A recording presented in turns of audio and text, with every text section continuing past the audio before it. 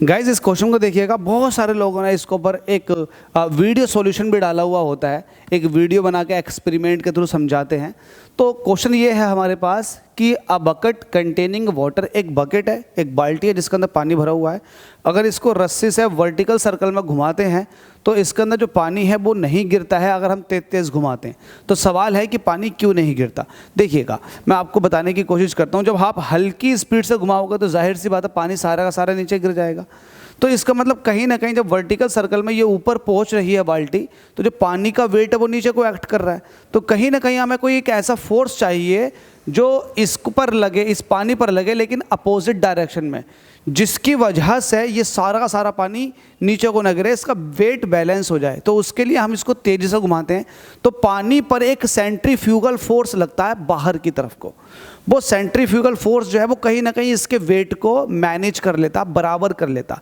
जब आप तेजी से घुमाते हैं तो पानी पर लगने वाला सेंट्रीफ्यूगल फोर्स जो है वो इसके वेट को बैलेंस कर लेता है और इस तरीके से इस बाल्टी को सेंट्रीपिटल फोर्स मिल जाता है सर्कुलर पाथ पर घूमने के लिए। सर्कुलर पाथ पर घूमने के लिए सेंट्रीपिटल फोर्स हम इसको देते हैं, क्योंकि आप सर्कुलर पाथ पर घुमा रहे हो v वेलोसिटी से, तो इस पर सेंट्रीपिटल फोर्स एक्ट करता है mv²/r। लेकिन अगर बाल्टी के पानी की बात की जाए तो पानी पर सेंट्रीफ्यूगल फोर्स लग रहा होगा बाहर की तरफ को। पानी ये चाह रहा है कि बाहर निकल जाऊं, लेकिन चूंकि वेट उसका नीचे एक्ट कर रहा है तो कहीं ना कहीं वेट जो है उस सेंट्रीफ्यूगल फोर्स को बैलेंस कर लेता।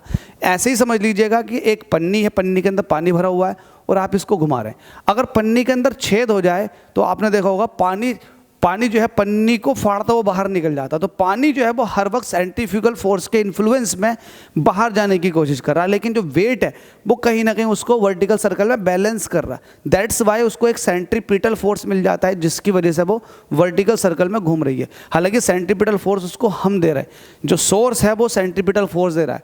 अब सेंट्रीपिटल फोर्स देने की वजह से सर्कुलर पाथ पर घूम रही है तो सेंट्रीपिटल फोर्स है, देने की वजह से पानी के पास सेंट्रीफ्यूगल फोर्स है क्योंकि बाहर जा रहा है, और उस सेंट्रीफ्यूगल फोर्स को बैलेंस कौन कर रहा है? वेट बैलेंस कर रहा है। तो ध्यान रहे, वर्टिकल सर्कल में जब यहाँ पर बाल्टी होती है तो पानी इस तरीके से होता, तो जो वेट होता है वो mg होता है, सेंट्रीफ्यूगल फोर्स mv²/r से बैलेंस हो जाता है, जिसकी वजह से सर्कुलर पाथ पर घूमती है।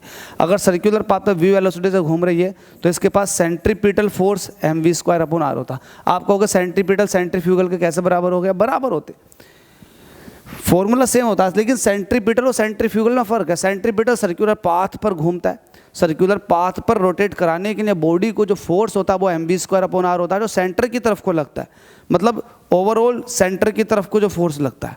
ठीक है, समझ गए आप मेरी बात को? वो सेंट्रीपिटल फोर्स होता है। और सेंट्रीफ्यूगल फोर्स होता है वो सेंटर से दूर लगता, अवे, ऑब्जेक्ट को बाहर ले जाने की कोशिश करता। तो पानी पर जो लग रहा है वो सेंट्रीफ्यूगल फोर्स लग रहा होगा। होप सो समझ में आ गई होगी मेरी बात, मैंने बहुत डिटेल एक्सप्लेनेशन दे दी इसकी। तो ठीक है, इसको समझ लीजिएगा। प्रॉब्लम नंबर 72 आपने फिनिश करवा दिया। Thank you so much. अगले क्वेश्चन में मुलाकात करते हैं आप लोगों से।